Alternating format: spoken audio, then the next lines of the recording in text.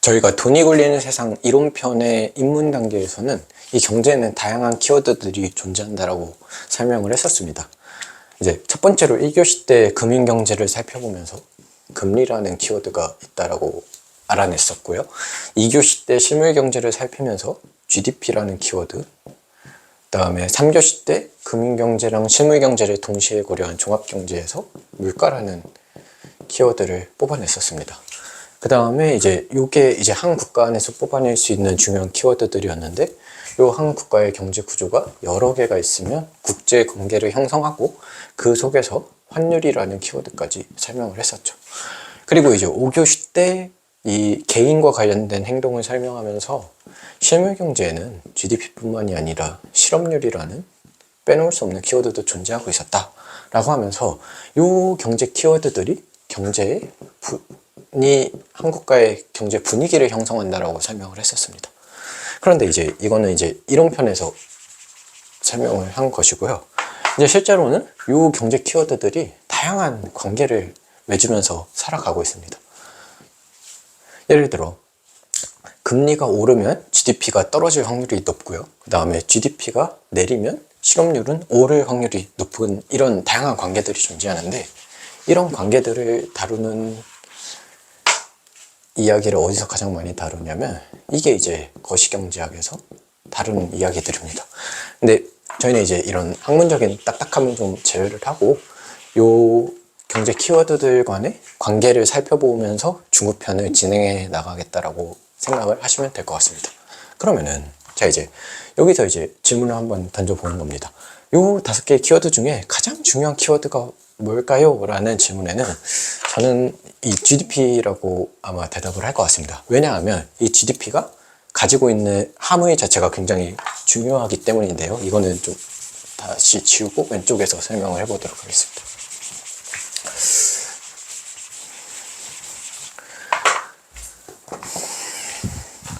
GDP라는 게 저희가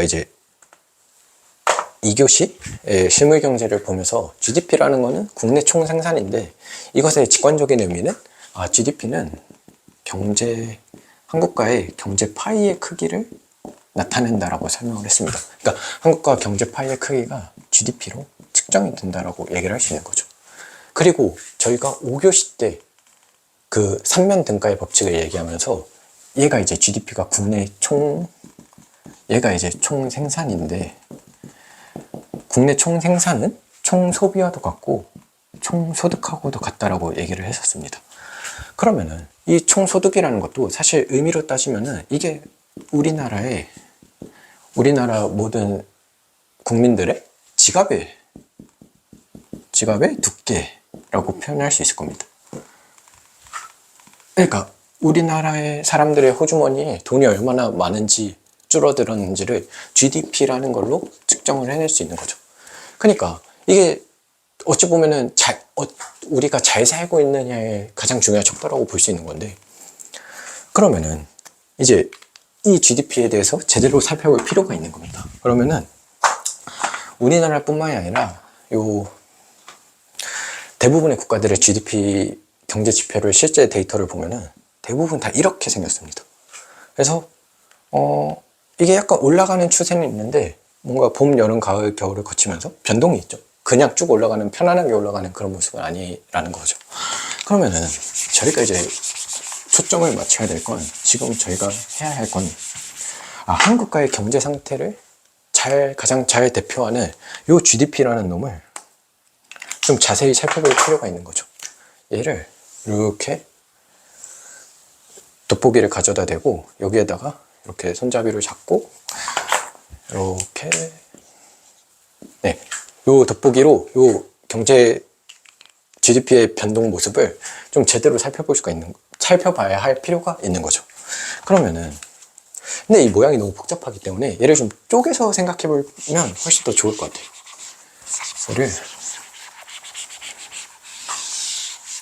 얘는 GDP가 지금 시간에 따라서 GDP가 이렇게 변화하고 있는 거죠. 그러면은 얘의 모습은 이렇게 쪼개볼 수 있을 것 같아요.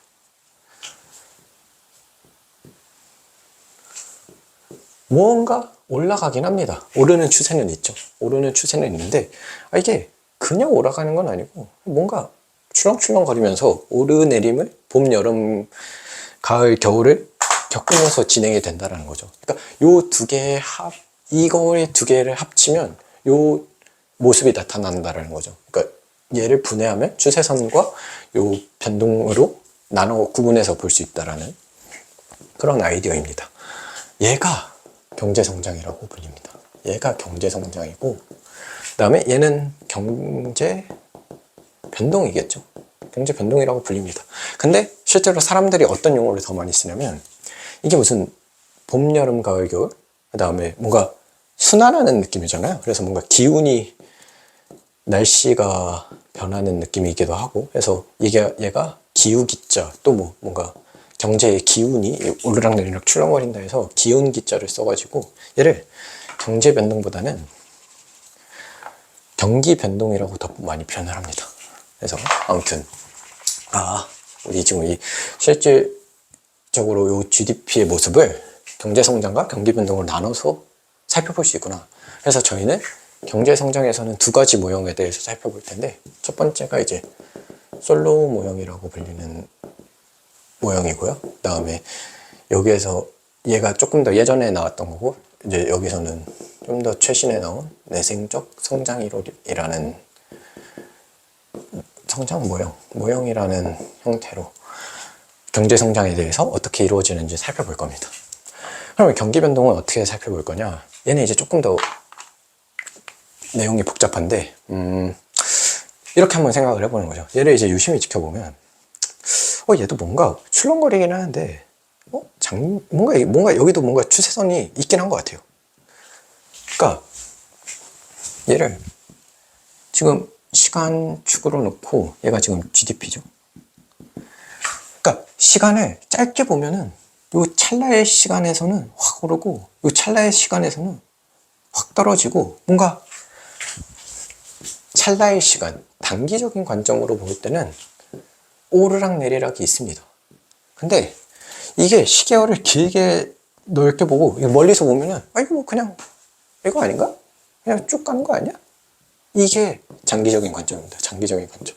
그러니까 요 경기 변동 자체도 요 두 가지 관점으로 이렇게 요 경기 변동이라는 모습도 이렇게 두 가지로 쪼개서 생각을 해볼 수 있다는 거죠. 그러면은 저희는 이제 요 두 가지 쪼개서 얘도 한번 저희가 금리, GDP, 물가, 환율, 실업률이라는 요 키워드를 가지고 얘들의 관계를 통해 이걸 한번 설명해 볼 수 있나, 요게 지금 저희들의 이슈인 겁니다. 그러면은 얘가 지금 이제 GDP인 거죠. 시간이고. 그럼 이제 고민을 해보는 거죠. 저희가 알고 있는 경제 분석 툴이 수요 공급 곡선이라는 게 있어요. 수요 공급 곡선. 그런데 이게 저희는 이제 한국가 전체를 가지고 얘기를 하는 거기 때문에 요 수요를 얘기할 때는 총수요라고 표현을 하고, 여기서는 총공급이라고 표현을 합니다. 그래서 얘를 어그리게이트 디맨드 AD라고 표현하고, 총공급은 어그리게이트 서플라이 해서 AS라고 표현합니다. 그러면은 시작은 이렇게 한번 해보는 겁니다. 저는 이제 GDP랑 금리와의 관계를 통해서 한번 설명을 해보고자 하는 거죠. 그리고 저희가 여기서 알고 있는 거는 Y는 C 플러스 I 플러스 G라는 게 있습니다. 그러니까 기업이 물건을 생산해내면 그거를 수요하는 애들이 있는 거죠. 그러니까 기업이 요만큼의 총 공급을 만들어내면 개인이 물건을 사려고 하고, 또 기업이 또 다른 투자를 해서 물건을 사려고 하고, 정부가 물건을 사려고 하는 주체로 등장을 하게 되면 얘가 이제 총수요고 얘가 총공급인 겁니다. 근데 총공급은 보시면 여기서 이제 Y가 총공급인데, 제가 짚고 넘어가야 될 게 GDP가 국내 총공급인데 얘가 이제 일드라는 약자를 써가지고 GDP랑 일드가 똑같은 말이긴 합니다. 근데 이게 스펠링이 많아서 축에 대해서 표현할 때는 여기에는 이제 Y라고 표현할 때 훨씬 더 많은 경우가 있는 것 같습니다. 그래서 여기서의 제가 말하는 GDP랑 Y는 똑같은 의미다라고 생각을 하시면 되고, 그러면은 여기 이제 GDP가 Y라고 똑같죠. 그러면은 이게 같은 일직선으로 쭉 유지되는 이 장기적인 관점에서는 Y는 이렇게 그려질 겁니다. AS가 총 공급이 그냥 이렇게 그려질 겁니다.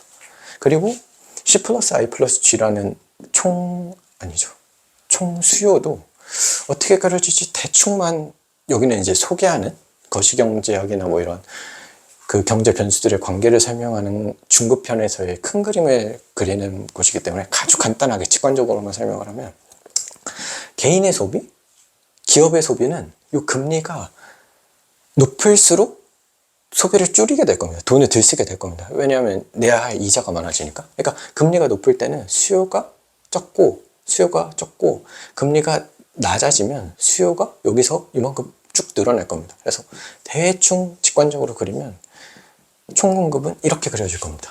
해서 이게 이제 장기 상태에서의 한 국가의 수요 공급을 통한 분석을 하는 겁니다. 이런 식으로 해서 진행이 될 거고요. 이제 단기적인 관점에서는 이렇게 한번 생각을 해볼 수 있을 것 같아요. 저희가 그 돈이 굴리는 세상 이론편의 그 입문편에서의 인트로에서 어떤 얘기를 했었냐면 대부분의 국가들은 비슷한 목표를 가지고 있다. 그게 뭐였냐면 물가를 안정시킨 상태에서 경제를 성장시켜보자가 대부분의 국가들의 실천 지침이기도 하고 많은 그 정책 결정자나 그 나라에 사는 사람들이 원하는 목표가 요거였습니다. 물가는 프라이스 게임을 P라고 쓰고 경제성장은 1이기 때문에 Y라고 쓰면은 그러니까 물가가 안정된 좀 편안한 상태에서 경제를 한번 제대로 성장시켜보자. 그러니까 몸이 좀 건강한 상태에서 공부 한번 제대로 잘해보자. 뭐 약간 이런 느낌의 실천 지침을 갖고 있다라고 했습니다.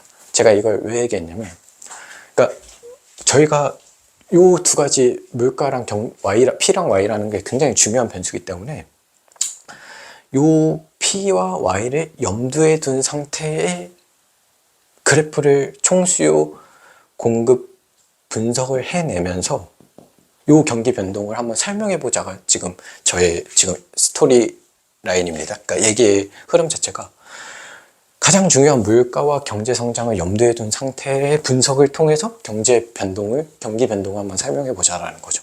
그러면은 어떻게 한번 해볼까라는 이제 진행을 살펴보면 저희가 단기에 가정하는 것 중에 가장 중요한 가정을 하나 깔고 가는데, 그러니까 단기이기 때문에 적용할 수 있는 가정을 이제 뒤에 가면 자세히 하겠지만 여기서는 간단하게 대부분의 단기적인 상황에서는 P가 잘 안 변합니다. 그러니까 물가가 잘 변하지 않은, 물가가 되게 이걸 영어로는 스티키하다라고 표현하는데, 그러니까 되게 끈끈해가지고 단기적인 찰나의 순간을 봤을 때는 물가가 별로 오르지 않고 내리지도 않는 그냥 되게 잘 변하지 않는 상태를 가정해도 별 무리가 없다라는 얘기입니다.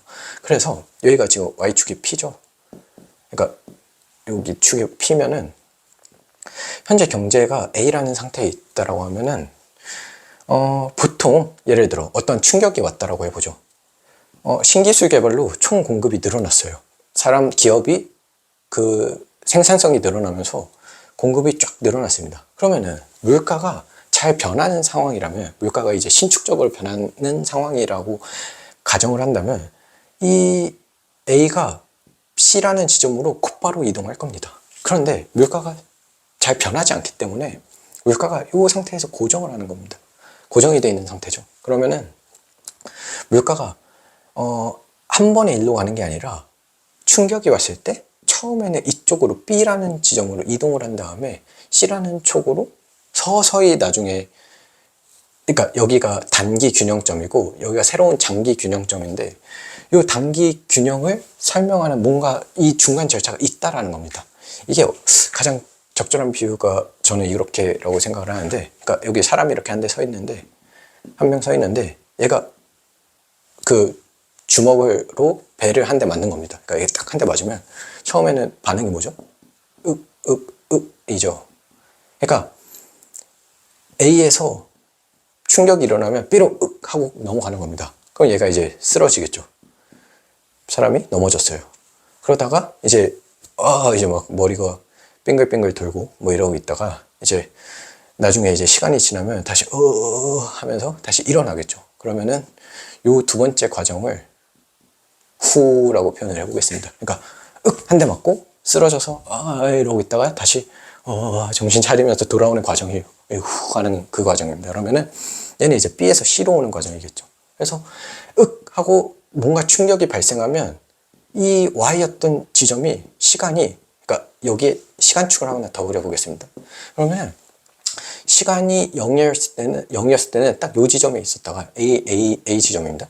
그러다가 경기 충격이 와서 뭔가 충격이 오면은 시간이 좀, 그러니까 0인 시간보다 더 어느 정도의 시간이 흐른 상태에서의 충격이겠죠. 그러면은 이 Y 값이 늘어나는 겁니다. 그러다가 맞고 다시 후 하는 요 후 과정에서 다시 경제가 요 라인에 맞춰서 보면 이렇게 찍히겠죠. 그러면은 이렇게 뭔가 이거 뭐지? 이게 여기 이렇게 눈에 보이지 않는 요 추세선, 장기적인 추세선은 여기 이렇게 있습니다. 그런데 실제로 이 총수요 총공급의 단기 모형을 통해서 살펴보면 이 Y축이 해서 여기까지 올라갔다가 후 하면서 내려오고 또 뭔가 이런 식으로 경기가 변동하는 요 현상을, 그러니까 여기가 시간축이라고 보면 얘를 이렇게 바라보면 이렇게 지금 움직이고 있는 게 요거랑 똑같다라는 거죠. 그러니까 P랑 Y라는 경제 변수 간의 관계를 총수요 총공급으로 분석을 해서 경기 변동을 설명해낸 겁니다. 그러면은 자, 여기까지가 이제 조금 공간이 적기 때문에 조금 정리하면서 다시 한번 써보도록 하겠습니다. 그러면은 여기도 한번 다시 써보도록 하죠. 경기 변동에 대해서는 얘기가 조금 많아서 다시 한번 조금 작게 한번 다시 써보겠습니다. 경기 변동이 이렇게 존재하죠. 그 다음에 얘가 장기적인 관점에서는 이렇게 가고 얘는 또 이렇게, 그러니까 여기서도 장기적인 추세선 하나를 뽑아낼 수 있을 것이고, 장기적인 추세선, 여기가 이제 장기 관점, 얘는 단기 관점일 겁니다. 그러면서 총 공급, 총 수요 곡선을 설명을 했었죠. 장기 분석, 단기 분석입니다. 그러면은 자, 이제 요 총수요 곡선이 왜 이런 형태를 띠는지를 설명하는 방식이 필요할 거고요. 왜 총공급 곡선이 이런 형태를 띠는지의 그 뒷 스토리 라인이 필요할 겁니다. 그러면은 이게 이제 여기서는 P와 Y의 관계를 설명하기 때문에 이걸 어떻게 설명을 하는지 이제 경제학자들이 많이 생각을 했겠죠. 그러면은 아이디어는 이런 겁니다. 자, 일단 어떠한, 이렇게 생각을 해보면 좋을 것 같아요. 어떠한 물가 수준에서, 어떠한 물가 P라는 수준에서 금리와, 요거 이제 R로 표현해 볼게요. 금리와 GDP, 이게 지금 다 우리가 이론 편에서 배웠던 키워드들 갖고 지금 얘기를 하고 있죠. 금리와 GDP의 조합이 어떠한 물가 수준에선 존재할 거다라는 생각을 하는 겁니다. 그러니까 어떠한 물가 수준에서 금리와 GDP는 다 하나씩 존재를 할 거죠. 그러면은 이 금리와 GDP의 조합을 찾아내는 게 저희들의 첫 번째 과제인데, 이걸 이렇게 생각을 해보는 거죠. 여기 저희가 중학교 때 이 R과 GDP의 조합을 찾는 거를 이렇게 생각해 볼 수 있습니다. X와 Y의 조합을 찾는 거죠. 근데 하나는 그러니까 연립방정식을 어떻게 풀었는지 잠깐만 상기를 시켜보면 Y는 X고, 예를 들어 Y는 마이너스 X 플러스 6이었어요. 그러면은 X와 Y의 조합을 찾기 위해서는 이 두 개의 식이 필요했단 말이죠. 그래서 얘를 빼면 0은 2x 마이너스 6이기 때문에 x는 3이고 y는 3이겠죠. 그러니까 3,3이라는 xy의 조합을 찾기 위해서는 이 두 가지 식이 필요했다라는 거죠. 이 첫 번째 식, 두 번째 식. 이 아이디어 자체가 이게 그대로 적용이 됩니다. 무슨 소리냐면, 저희가 찾고자 하는 거는 R과 GDP의 조합이죠. 근데 이제 GDP는 Y라고 이제 간단하게 표현해 보겠습니다. R과 Y의 조합을 찾아야 되는 겁니다.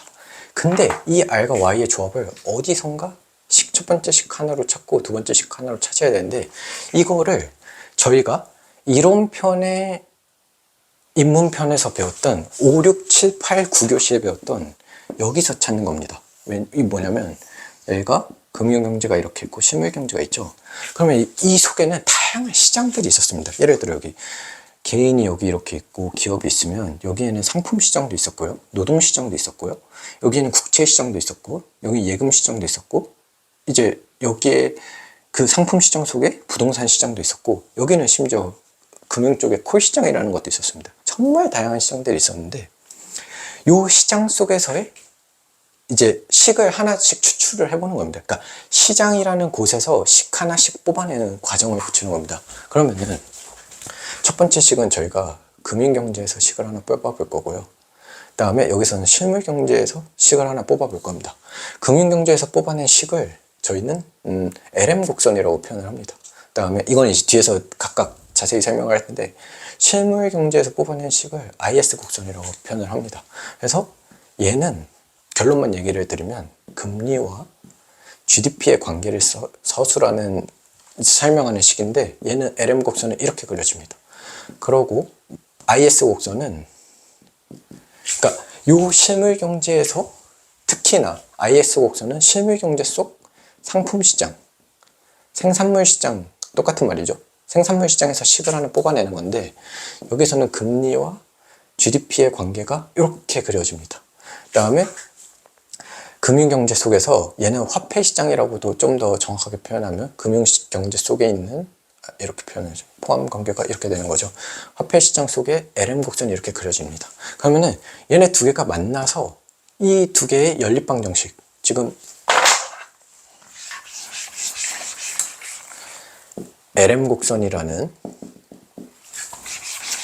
금융경제에서 뽑아낸 식 하나와 IS 곡선이라는 실물경제에서 식 두 개를 조합해서, 이 두 개를 조합해서 R과 Y, 그러니까 얘도 R과 Y로 구성되어 있는 식이 되고요, 얘도 R과 Y로 구성되어 있는 식이기 때문에 이 두 개를 연립하면 R과 Y의 조합을 찾을 수 있는 겁니다.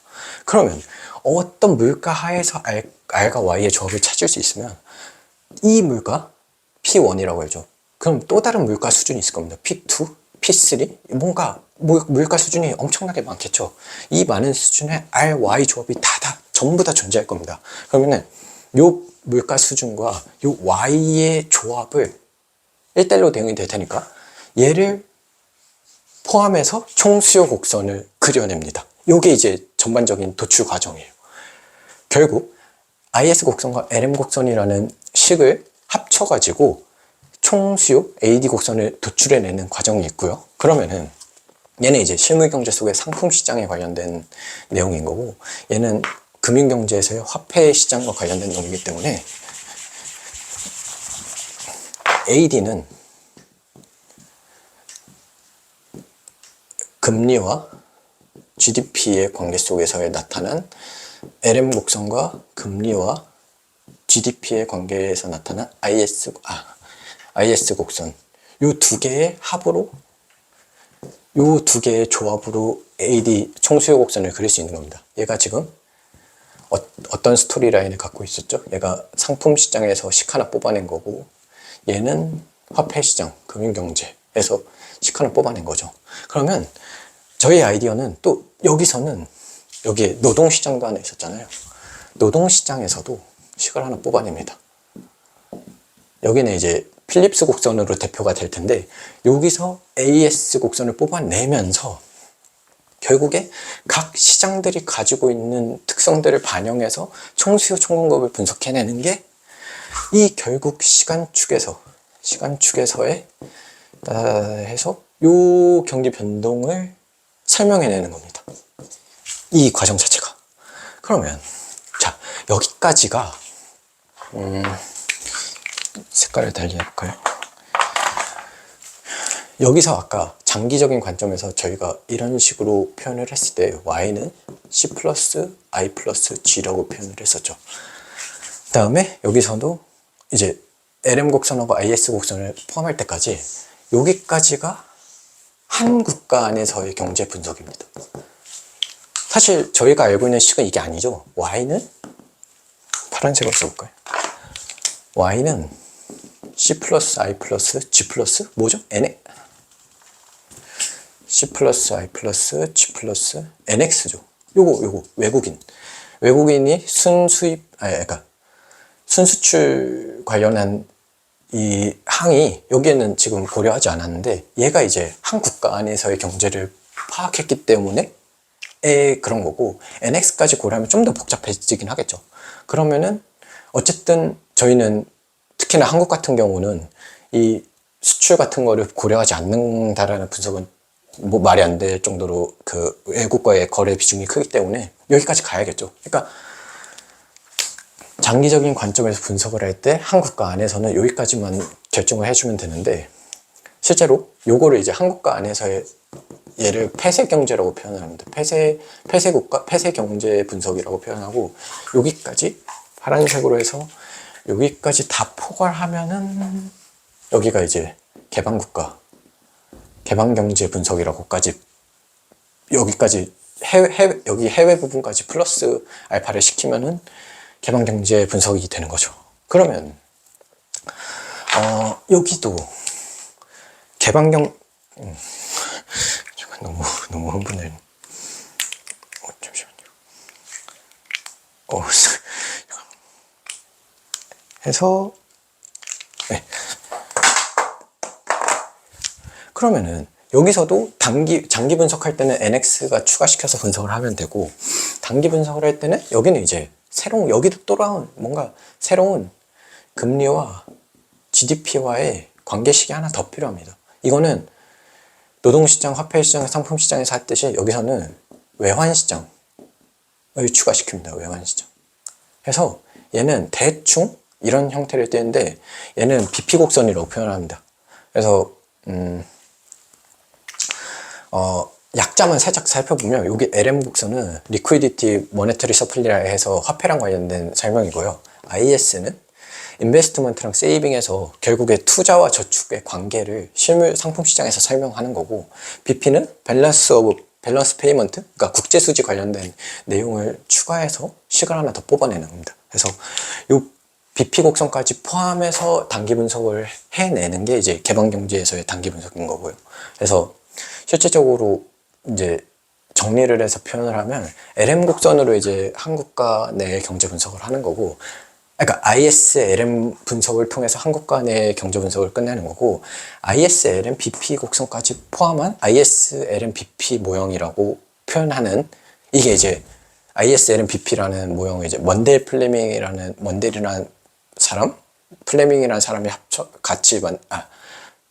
같이인지는 모르겠는데, 아무튼 두 분의 힘을 합쳐서 만들어냈기 때문에 ISLM BP는 먼델 플레밍 모형이기도 하면서 개방경제의 단기 분석을 해주는 그런 모형입니다. 그래서 저희는 이런 형태로 진행을 할 겁니다. 그래서 일단 이제 내용은 다 전달을 해드렸고, 이제 너무 지저분하니까 정리만 한번 해드리면,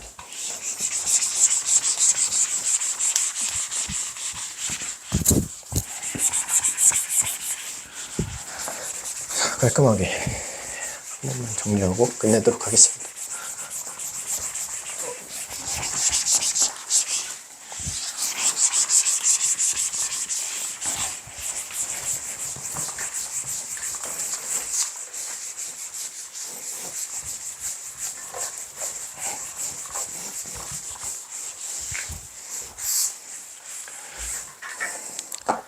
그러니까 저희가 관심 있는 거는, 결국에 최종적으로 관심 있는 건 가장 중요한 의미를 가지는 GDP, 한국가의 경제 파이 크기를 나타내는, 우린 한 국가의 국민들의 소득, 지갑의 두께를 나타내는 이 GDP의 변화 모습을 잘 분석해내는 게 중요하다는 건데, 이게 너무 복잡하니까 얘를 경제 성장과 경기 변동으로 나눠서 생각을 해본 거죠. 그래서 여기에 경제 성장과 관련해서는 솔로우 모형과 그 내생적 성장 이론이라는 모형을 통해서 알아볼 거고요. 경기 변동이라는 거는 얘도 자세히 살펴보면 장기적인 관점에서는 뚜뚜뚜뚜한 추세선이 있었다. 그러면 이 추세선을 장기적인 관점에서 살펴봐서 분석을 한번 진행할 거고요. 단기적인 관점으로 시계열을 짧게 보면은 그거야말로 이렇게 그려지는 놈인 거죠. 그래서 이것도 분해를 해서 장기적인 관점에서는 이제 이런 형태로 금리와 GDP라는 관계를 통해서 설명을 한번 진행을 할 거고요. 그 다음에 단기적인 관점에서는 물가와 GDP라는 관점을 통해서 총수요, 총공급, 곡선을 통해 설명할 거고, 그게 이제 시간에 따른 경기 추세선이 존재하면서의 이 총공급과 총수요 곡선의 이동이 요 점에 요 GDP 축에 관련된 변화 모습을 통해 이렇게 경기 변동 요 모습이 요렇게 표현되는 그 기저에 깔려있는 원리를 얘를 통해서 설명한다라는 거죠. 근데 AS 곡선은 어떻게 도출을 할 거냐면 노동시장에서 설명을 해낼 거고, AD 총수요는 얘도 쪽에서 LM 곡선하고 IS 곡선을 통해서 IS 곡선과 LM 곡선을 통해서 금융경제와 실물경제, 화폐시장과 상품시장에서의 그래프를 통해서 뽑아낼 텐데, 여기는 금리와 GDP의 관계를 통해 이렇게 나타나고, 금리와 얘도 축은 똑같습니다. 금리와 GDP를 통하는데 모양이 좀 다르죠. 이런 식으로 해서 총수요 곡선을 도출해낼 겁니다. 결국에 그다음에 이제 이렇게까지가 외국인을 고려하지 않은 폐쇄경제라고도 불리는 한국가에 관련된 경제 분석이고, 여기에 이제 플러스 알파로 외환시장의 금리와 GDP의 관계인 BP 곡선까지 포함해서 합쳐버리면, 그 다음에 여기서는 C는 Y는 C 플러스 I 플러스 G 플러스 NX까지, 여기는 Y는 C 플러스 I 플러스 G였죠. 그러니까 NX라는 순수추 요소까지 분석을 해서 요 분석 단계까지 할 겁니다. 그래서 여기까지가 여러 외국까지 고려한 여러 국가들을 고려한 한 국가의 분석인 거죠. 그래서 요 한국가는 개방경제국가라고 불리고, 여기서의 한국가는 이제 폐쇄경제국가라고도 불리는, 어쨌든 결론은 이겁니다. 자, 이 GDP의 오르락내리락 하는 복잡한 설명을 하기 위해서 차근차근 ISL은 BP 모형을 통해서 요 총수요 총공급 모델을 가지고 경기 변동을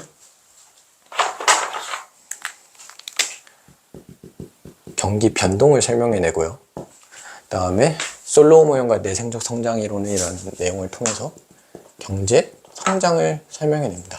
그래서 결국에 우리가 가장 중요하다라고 하는 GDP의 변화, 왜 중요했냐면 이게 우리나라 경제 파이 전체 크기를 나타내기도 하고, 그러니까 경제 파이가 커졌다 줄어들기도 하는데 어쨌든 커지는 경향이 있는 상태. 우리나라의 소득, 국민소득, 우리나라를 살아가는 사람들의 지갑의 두께, 정말 돈이 많아졌다 줄어들긴 하지만 어쨌든 전반적으로는 소득이 늘어나고 있는 상태를 보여주는 이 현상을 설명해낼 수 있는, 이게 이제 저희가 그 입문편에서 배웠었던 금리, GDP, 물가, 환율, 실업률은 아직 등장하지 않았는데 실제로 요 노동시장에서 등장을 합니다. 그래서 요 그 5가지 키워드를 가지고 요 경제 현상을 다 설명해내는 거예요. 그래서 저희가 다시 정리를 해서 원론 처음에 얘기로 들어가면 요 5개 지금 요 5개 키워드 벗어난 게 없죠. 금리랑 GDP를 통해서 장기를 설명하고, 여기서도 금리와 GDP를 통해서 금리와 GDP를 통해서, 그러니까 그 5개의 키워드들 간의 관계를 통해서 막 해서 이렇게 경기 변동을 설명해내는 겁니다. 그래서 결국에 거시경제학이라는 되게 듣기만 해도 어려운 그런 과정이긴 한데, 실제로 그 스토리라인을 살펴보면 그냥 경제에 존재하는 경제 분위기를 형성하는 키워드들 간의 관계를 통해서 설명해내는 것이다. 그러면 조금 더 쉬워지지 않을까라는 관점으로 이제 중급편을 이제 중급편에 이제 목차라고 해야 될까요? 큰 그림을 설명한 거고, 이제 실제로 하나하나 뜯어보면서 이제 그 내용은 뭐 이제 LM 곡선 영상 하나로 나왔고, IS 곡선 하나 나왔고, BP 곡선 뭐 이렇게 해서 이제 각각의 요소들을 분해를 해서 영상을 만들 생각이고, 그런 식으로 경제를 설명하는 그 구체적인 과정을 이제 살펴보도록 하겠습니다.